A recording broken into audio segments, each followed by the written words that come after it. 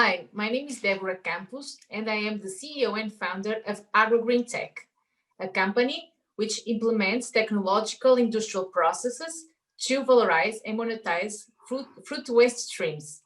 Our technologies aims the fruit producers and fruit processing companies in order to produce new clean label products.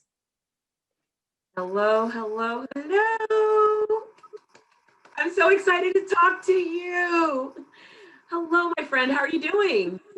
Hello, I'm fine. I'm fine. Thank you. Thank you so much for this moment that we will have. Oh my goodness. You know what? I have told so many people that I enjoy, so I tape these on Fridays. So Fridays are my favorite days because I get to speak to people from all over the different world, all over the world. And I get to enjoy and see how you guys have been doing during the pandemic. But before we even get to that, I want people to get to know who Débora is. So tell me, who are you before the company? Like, where do you come from? Where are you? And what have you been doing to get to this point where you own the company? So I don't want to talk about the company yet. I just want to know, who are you? Okay, so I really very good Portuguese girl. I actually from the city of Oporto in the north of Portugal, and I am 31 years old. I have a career on biotechnology and research and development. Why I get to this point, I really don't know. It was really weird because I always dream to be a singer, a pop singer. So you could imagine how the things can change. Wait, In all the right, life. but I got to, all right. So, well, you so many different things right now. So, from Porto, one of my favorite places in the world. I mean, Porto is just absolutely magical in every way. Do you have siblings? And where, I mean, why do you have siblings? Were you basically raised there? That was like where you spent your entire life? Or did you move into any other locations in Portugal or anywhere else around the world? Okay, so I was born in a city a little bit up north. So I'm from Barcelos, a city which have the story of Portugal of a chicken that was singing, something like that.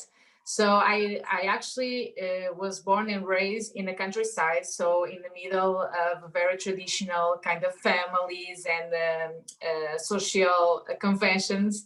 And I have an old sister, 5 years older, so we are only two of us, and I did everything on Barcelos, that city, and the countryside. And until I started college, the university, I changed to Porto. So I always went to church every Sunday. I was singing there. And I also teach children regarding religion. Then I change everything when I come to Oporto. So it's funny because like I've known you. All right, so for everyone, I met you when I was in Portugal. I mean, there's like an accelerator that I work with. They're by far one of my best and amazing clients. And so every year I'm very lucky to be in Portugal, and I get to meet these amazing entrepreneurs of Europe. And I met you, and it was funny because I've been with you for such a long time, and also you've been here in Massachusetts. You've come. Yeah. I didn't know you sang. Like, where did that come from? I didn't know you sang. So does everyone in your family sing, or is it just you? No, it was a thing of my. I think I born this way. So so I always had a dream to sing. My mom said that I at 3 years old and I already sing throughout the house. So I remember that I knew Michael Jackson somehow, the songs, and I tried to sing, but I didn't know how to speak English. So I made up some words. Only I keep going with the songs, but it was always something inside of me. And when I had 5 years old, my parents subscribed me piano classes because I also want to play an instrument and sing at the same time. And I always look for that dream to sing until I went to a competition and I didn't win, and that broke my heart. So I just was doing pro bono for everyone. so that one competition that, I mean, obviously we all know individuals that don't make it usually do make it afterwards. So you could have kept on going, but then you transitioned from singing and we'll call it all, I mean, like, so you were singing a lot. I mean, I'm assuming you were singing a lot, but then what did you do? Yeah. What was your studies? I mean, in school? So until university, I had regular studies. I never pursued anything specific. So when I get the time that I had to decide it, I was so confusing because I liked a lot of things. So I asked to my father, what should I pursue? To teach children or to go to scientific branch? And I Oh, I'm was sorry. thinking, Wait, that's just like teach children or science. it was, yeah, yes, Like yes. it's not even close. So I mean, that's just such a. I mean, it literally is like it sounds so odd where you're like, oh, I'm just going to being a teacher, great, fantastic, but science is not easy. I mean, It's most not people easy. don't go that route at all. So, I mean, what was that moment where you decided teaching kids are great, singing is great, but I'm just going to go right to science? Like, what happened where you just decided that, and how hard was it to go in? Because science is usually not very female heavy, very male heavy. So how was it that you just decided to go not saying teaching is easy. I used to be a teacher, very, very difficult for children, even more so. Singing, I sing great in the shower. That's about it. That's all I have. But science is really, really engaging, intriguing. It's so, you have to be focused. You have to be focused and you have to give it 120%, not just 100%, 120%. So what was that bridge to get to one point to the next? Okay, so regarding the singing part, when I participate in these kind of competitions, I felt that I need a lot of work to be actually a professional singer, and I know that you need like to grow within these kind of classes and grow on this matter. And I did not have this kind of work. So I was a teenager singing, and I realized that I was a good singer, but I did not have the technician or the technicals to do it. So, and always my parents, they supported somehow, but they do not expected me to do it. So it was like a hobby that I really appreciated, but I felt that I couldn't actually succeed on that path. Regarding the teaching and the science, it was like I was already teaching children and I really enjoy it. But for me, the decision point, it was like, okay, how I will succeed and differentiate it for my colleagues. So at that matter, my father was very important because he told me, Débora, if you want to do actually something that could change your life and the people surrounding you, I think that you will have better opportunities on science. So I'm able to help you economically, saying, so go forward and just try to succeed on that area. So in the first years of my university, it was very important because I actually understand what I will do in the future, because I did not have the clear sense what actually a scientist is doing. So the first year it was like, oh my God, is this what I wanted to do? So I started to understand what is the path and all the things that the background that you need to have actually to understand things. I did not have, and so I had to make like 100% effort actually to understand the things that I lose in the past. So I had to learn everything. But one thing that was that I had in my mind, it was to always start my own business, because I'm surrounding my parents, my sister's parents, all of them have their own small business. So it was something that I always think, okay, I want to do something. Science, I really like it. It's different, but actually I want to create my business. So I was looking for opportunity or an idea to create something that could take me in another path. So I grab science. I love science. I can do science all my life, but I had always that sensation. So I was a children that until a teenager that was trying things actually to eliminate them from the list. All right, so one, it's amazing. I mean, because my dad always, so we're first generation born in America, and my dad really got us involved in science and math early. I loved it, but I love talking more. So apparently mathematicians and scientists don't talk as much. So that just didn't work out, but I still gravitate towards those two things a lot. Just because and it's a learning for myself that I enjoy it. For you to go into science and you found a love for it. What is it about science that you found that gravitated you, that you can say the words, I love science?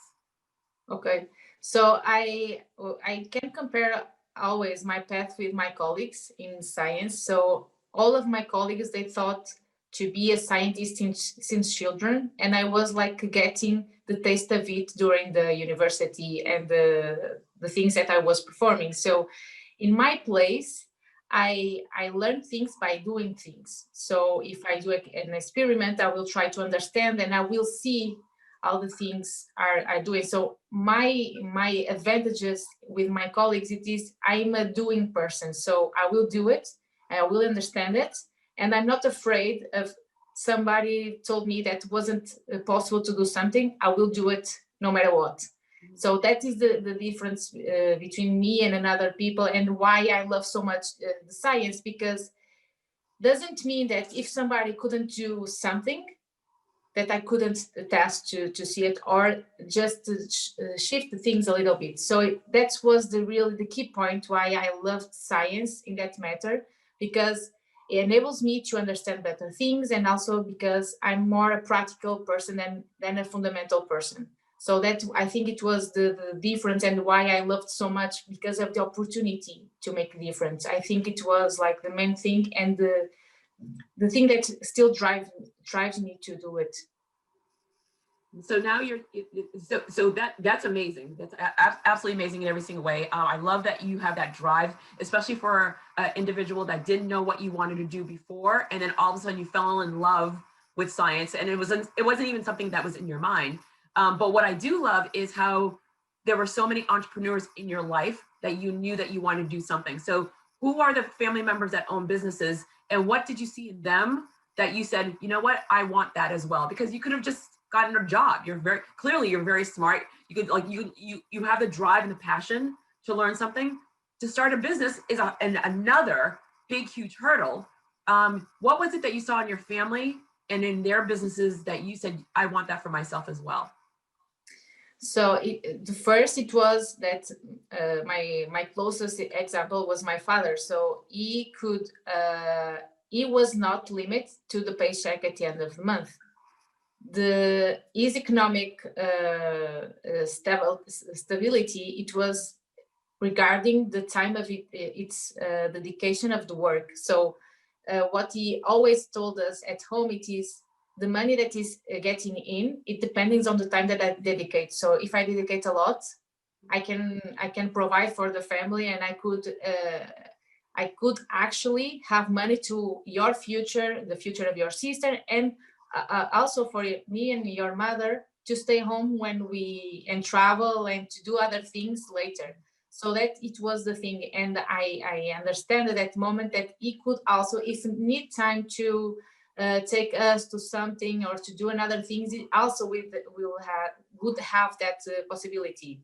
So that was one thing. And I saw also my friends in school that the parents was like in a factory, or I don't know, in another kind of work, and the parents had always exactly hours. So they had to enter at 8 and they were getting out 5 or 6, and the children were alone. And thanks to my father's job, my mom was always with us and could take care of us in different ways. So I think it was like a children experience that also helped me to decide on that matter.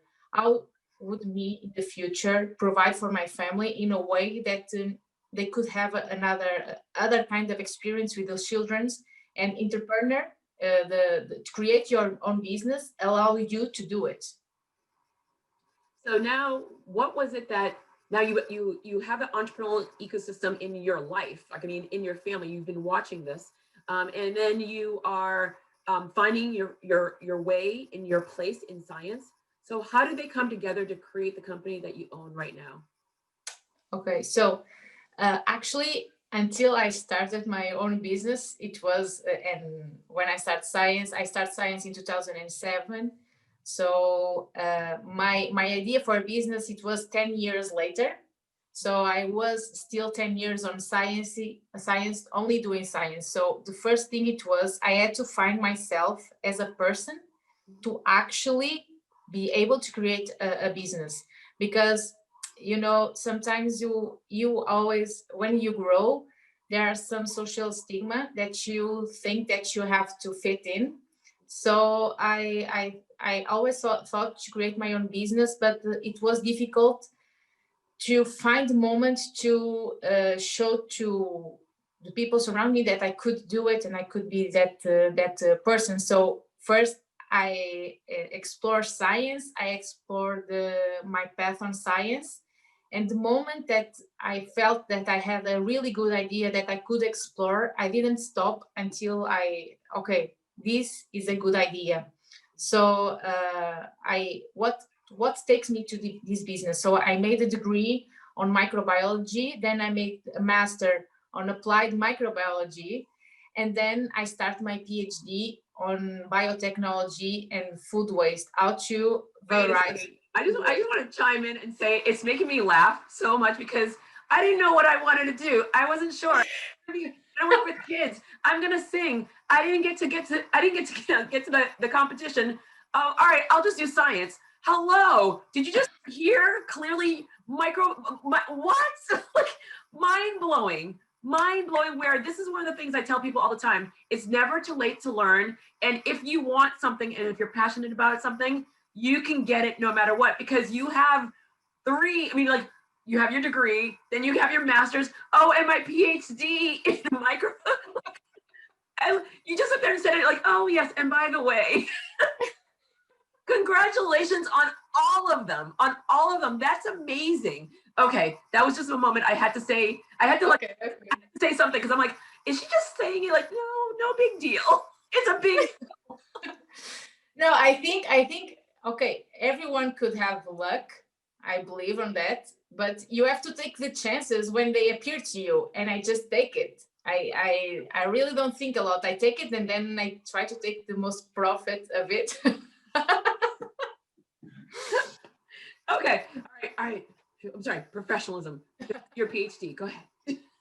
So I started doing my PhD on food waste. I will say another sentence that you will joke with me. It's I really do not do not want to do it a food waste PhD.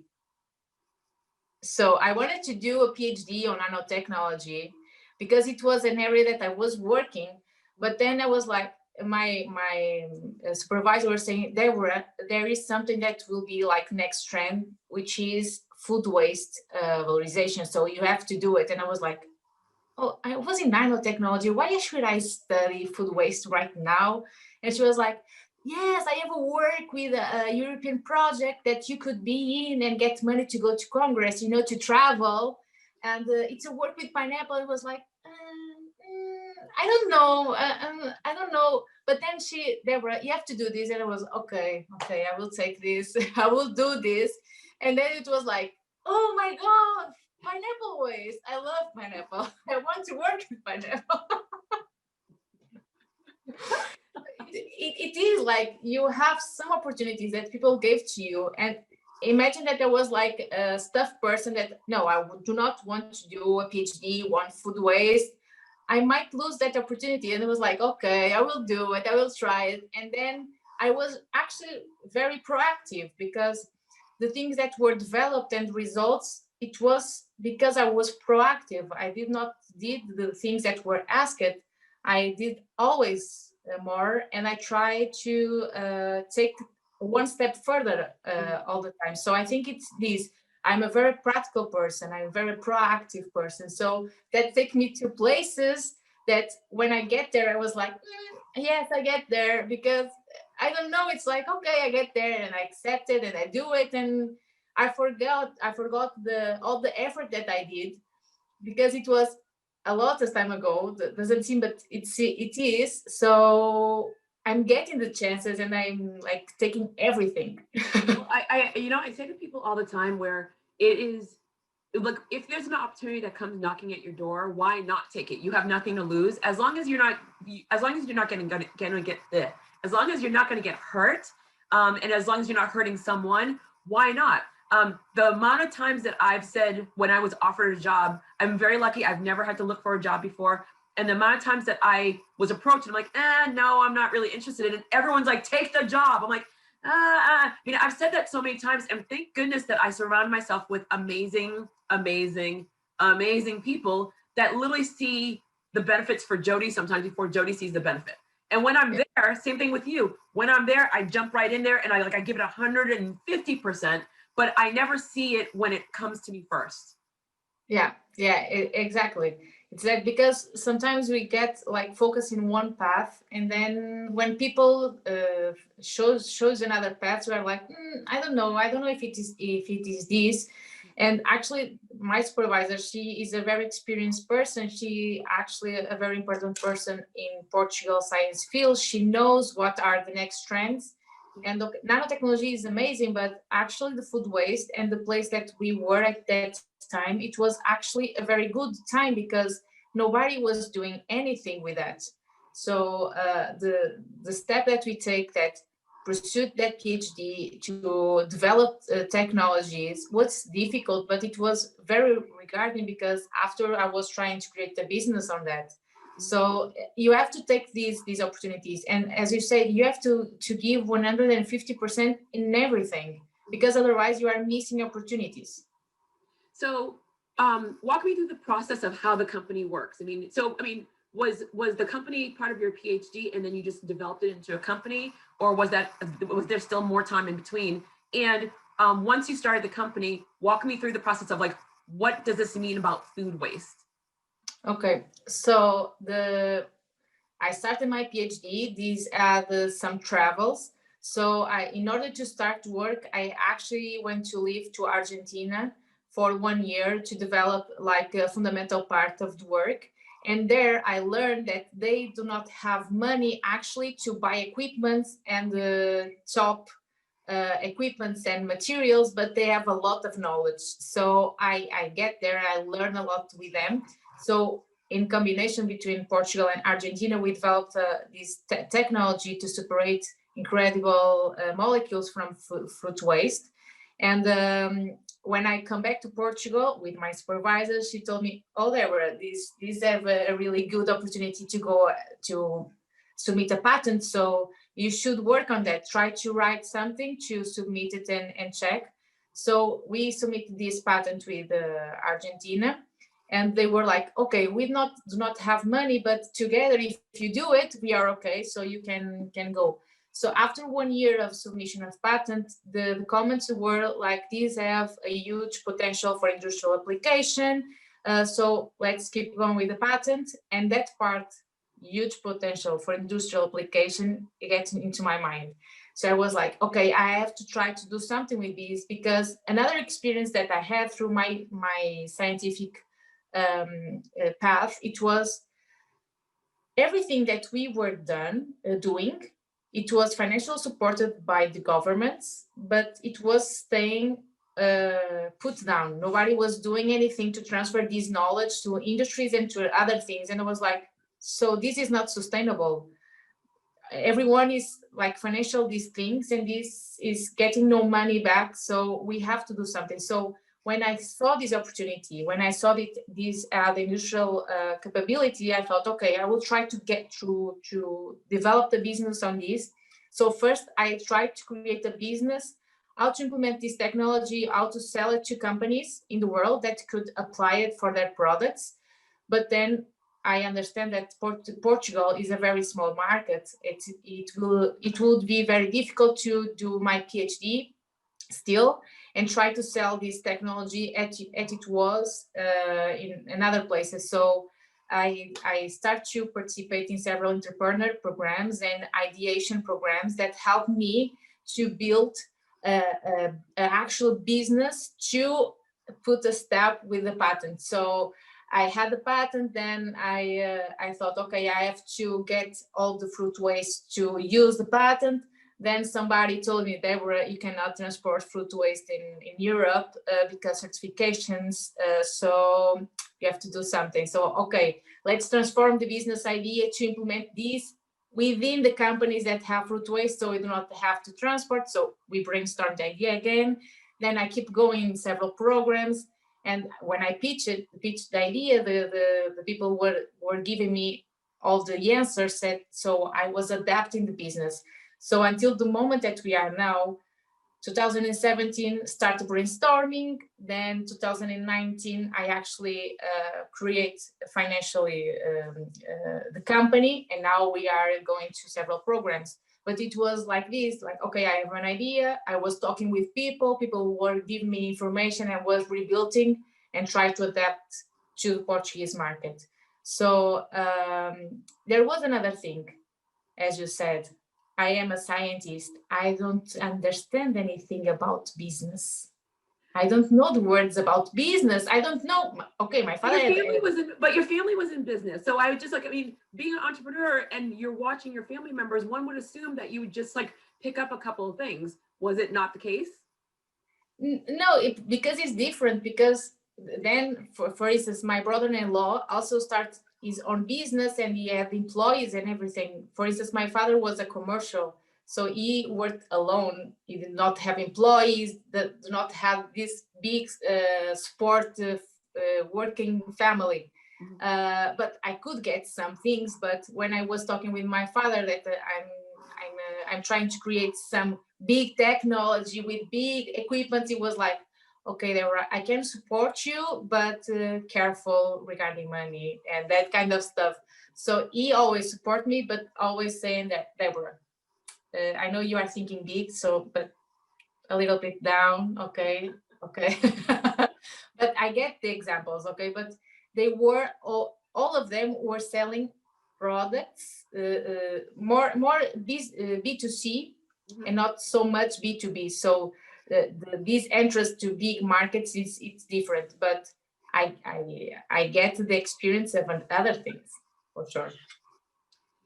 So if I'm a client, or if I'm a potential client, if I come to you, what's the relationship like? What do I use you for? Okay, so imagine you are my client. I say in brief words what I do, which is I have technology and innovation that are able to monetize the fruit waste or food waste that you have in your company. And we have a very specific way to do it with you. So the first, we will actually create a trustworthy relationship, because we will have to have a big term relationship to do it.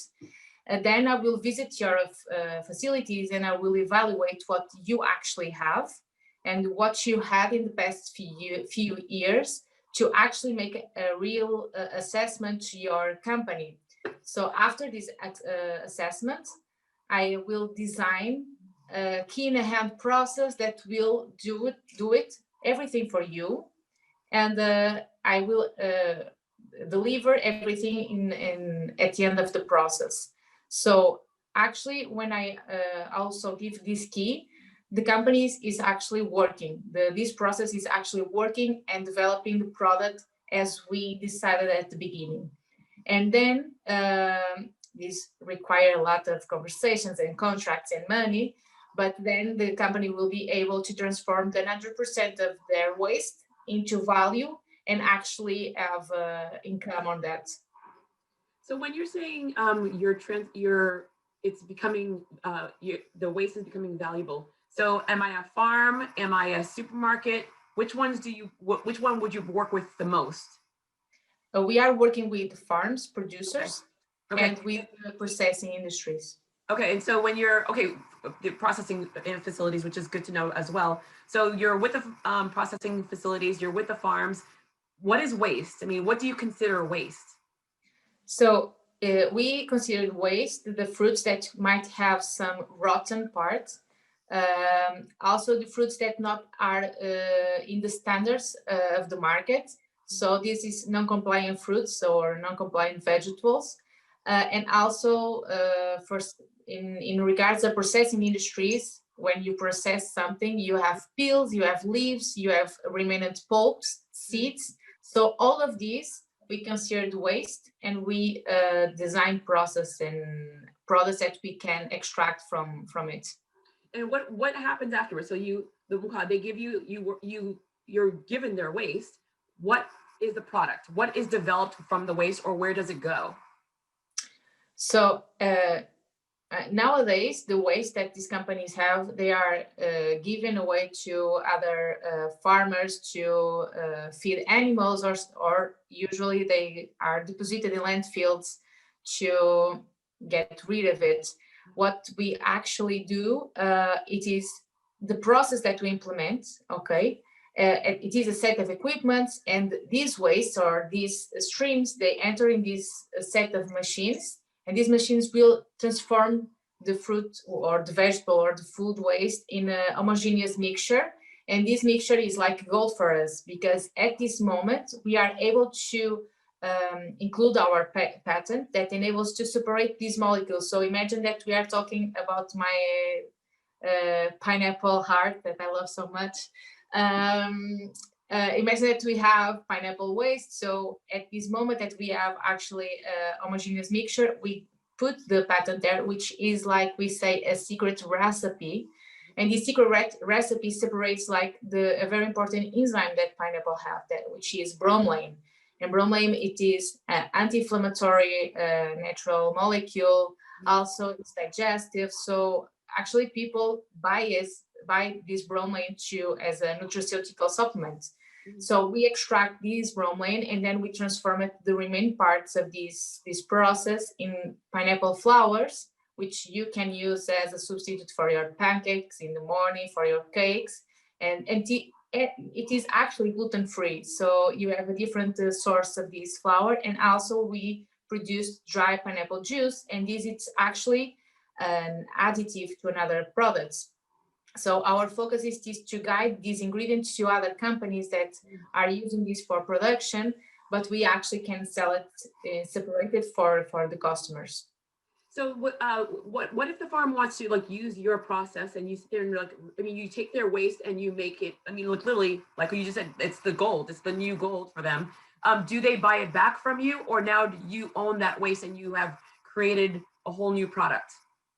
So I want the farmers to be not for all the life connected with me and obligated to work with me. So I sell this process, and they start to be independent to do everything. So I put there the process, and they started to do everything. The only difference it is, imagine that the farmer do not have the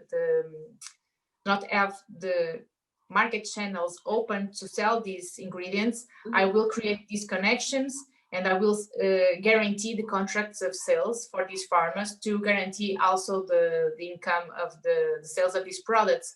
The difference it is that I will get a percentage of the sales to do this service, but the farmers in this case, they will be independent to do after the implementation everything by themselves. So I'm gonna jump on the safety. I mean, everyone talks about safety. You're getting waste. I mean, the whole entire essence of you're getting the waste. Yeah. Do people feel secure that this waste is being, I mean, because like the farm's not too worried about too much, but you hear about salmonella, you hear about all these different things, and now you have that wasted materials. How are you guaranteeing that the end product, the new end product, is safe for the consumer? So we have two things that we do that are key for the process and safety of these products and the future foods and nutraceuticals. It is, we are actually implementing this process with these facilities, with these farmers, with these processing industries. So actually we are not talking about waste, we are talking about byproducts of production. So they are still in good quality to be processed and create new products. When we are talking about rotten food, there are previously separation if required to take out the problematic part of it. But otherwise, we can guarantee the safeness of the products at the beginning. And the second part, it is that we are all only selling dry products. So regarding microbiological quality, we can guarantee because the humidity is very low. So in scientific terms, okay, that's why I'm talking in microbiology. You have a safe product because you do not have water in the products, so you can guarantee the security and the maintenance of viability of the product. So these two things are important to guarantee the products and the safetiness. Beautiful. We are in a pandemic. We're in a global pandemic. What did this do to the company? I mean, you're a new company. You've been doing this for quite some time, but it's a new company, and you are building a lot of traction, and then we're hit by a pandemic. So what did the pandemic do for you and your team? So actually, I was nervous at the beginning. I was thinking, oh my God, I cannot go to visit my clients. I will stop doing networking that are connecting me with future and potential clients. So this will be difficult. But actually, now I discovered it was very good, the pandemic for me. Why? Because actually my potential clients had to stop work and they had time to understand the sustainability problem and the importance to transit to a circular economy, and they have to do something to do it, and it's not easy, and they need companies to do it with them. So actually the pandemic situation helped me because create awareness in my clients, my key clients. So when now I'm getting to my customers, because in here in Portugal in summertime we could move a little bit, I had the opportunity to connect with clients, to go visit and to see all these problems. And when I'm talking right now about the CO2 print and circular economy, sustainability, they are aware of it and they want to do something, and they also want to be like the first to do something in the area. But still, they have some skepticism how an industrial process can do it, but they are aware of it. And now that is important because in my first meetings that I had with clients, I had to explain what was CO2 footprint and circular economy because they did not know. So all of these create more awareness. They are more open to it. They are open to do also Skype calls and this kind of virtual conferences that they wasn't doing previously. So for me, it was good. Create awareness, availability, and they want to do something. What has it done for you? As in personally, what did the pandemic do for you? As well as, did you add something different to your company that you would have probably done like down the line, but now because you had the time, you were able to add it? So how was your personal life, and how was it, and during that personal time, did you discover something new to add to your company? Yes, I had more time to devote it to my startup. So we grew a lot. So we were able to actually close the team, and the team was focused on the success of the startup. And previously, all of us at the team, we had a scientific job, so it was difficult to be actually very devoted to this. So the team has grown, has be more focused on startup launch it, and I learned a lot because I had the time to devote myself to devoted to this and grow, and actually believe that this is actually real good idea and I have to pursue it. And this is the time to do it also because of this awareness that my clients are having now. I understand that this is the time to do it. Otherwise, in the future, we will lose traction in the market. So I learned a lot and made me understand that if I want to change something in the world, if I want to be the key to do it, I have to work right now and do it. Where do you think the industry is going to be in like next year? I would say in the next 3 years, 5 years, 10 years, but what do you think, how do you see, because you were just saying how the clients are now they're taking the time, they're understanding a little bit more about how this is important right now. This is the perfect timing. Your teacher was like perfect. But where do you believe, from what you've seen and what you've experienced in all your education, where does the industry go from here because of the pandemic and the way that the world is being overused? Yeah, so I think we are, at least in here in Portugal, and but I think it is in all world. We are in the beginning of an economic crisis, so I think the companies, they are looking this in two ways. So there are a crisis, we have to reduce its costs because we want to maintain at least our personnel. But the other companies, they are looking this as opportunity to actually make it like the rock launch to the market. So I think we have two types of clusters, that there are companies that will actually take advantage on this crisis and try to differentiate and be a trend in the future. So I think that the companies will try to take this.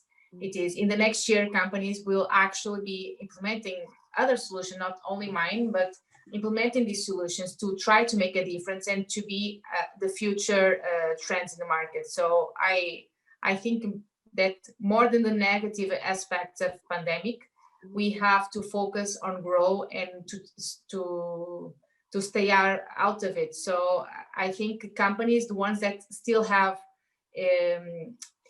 economical support to do it, they will launch and they will to make a difference in the future, in the next year. Where do you want your company to go? I mean, how far is your reach? I mean, you're in Portugal right now, you were in Argentina. Where do you want to go from here in regards of who do you want to work with? Who do you want to engage with in regards of like, not just like the companies, but the individuals that are really taking sustainability serious and running with it? So who high in the sky dream person, who would they be and why?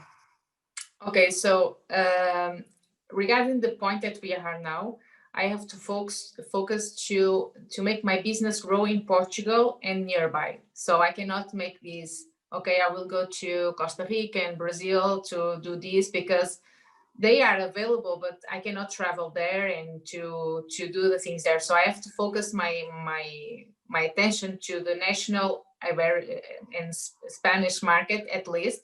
And we actually have now Italian commercial, so we also have this part to take care of. And we are speaking with a lot of clients and creating our pipeline and to grow. So the idea is it's actually implement processes, at least smaller in Portugal. And then when all of these clear up, we will have these examples to show and then grow. So I think this is the standing point for this year and 22 and 23 to have these plants in Europe established and then to launch globally and to show this as example. I see myself nowadays as a scientist, but I'm an entrepreneur and I want to be a businesswoman, and I will go for it and I will do it no matter what. So I think also to set the example for the future generations and for my generation that you can do everything that you propose you to do. So don't think that you want to be a singer. Think that now you want to be an entrepreneur and you will be it. So it's that it is to set the example for the generations to come and to actually make some example, and then to establish actually my company and make a difference in the climate and in the environment, and to say to the players of the market, this is possible and we can start small, but we can have a huge impact later. Okay, so my last question to you, because this has been so good, and there's just like, I mean, literally people have to go and see on your website and just check out exactly how the process is. It's like, I mean, I found it to be so interesting, and it was just, I mean, I was more interested in you and why you got into it. And then I got to like love what the company's doing. So I thought that was amazing. Last question, if you had an ask for anyone that's listening, a personal ask and a professional ask, what would that ask be? Why you are so afraid? Why are you so afraid to do things, to decide for your life, to get the next step? Why you are so afraid to do the next step? That is the question. Well, there's a question, but that's not the ask. So I'm going to ask you again. Although I do love that a lot, because because the fear is a handicap. So I do like that. But if you wanted to ask, I mean, something in regards of your business, or just, I mean, just anything. I mean, anything that you would want to ask everyone that's watching you right now. Oh my God, that is difficult. You should tell me first this. No, I don't like telling you. No, I don't like telling anybody in advance about this question because I want you to. I mean, I just want you to talk from the heart. Okay, for the standing point of my business. Oh my God, this is difficult, Jodi. Oh my God. I don't know. Help me a little bit through this. I can't. Okay, a question. Ask me again the question, please. If you had a personal and a professional ask to anyone that's like listening to you right now, what would you ask them for your company, or what would you ask them for yourself?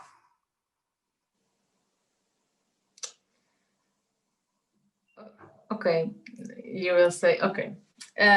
So I want to ask, when you create your business and actually work in the market, how do you start, like in the process of creation of your business? Okay, how, when you had some doubts, I have doubts also. When you have some doubts, how do you decided always, or what happened that makes you decided that it's still you have to keep going, like how to actually in the bad moments, how can you decide that you have to keep going and push forward, and when how to keep going and on these and make these actually a success, and how to make an impact in the world, how to do it when you have these doubts, what should pass through my mind to actually, like, okay, I have to keep going.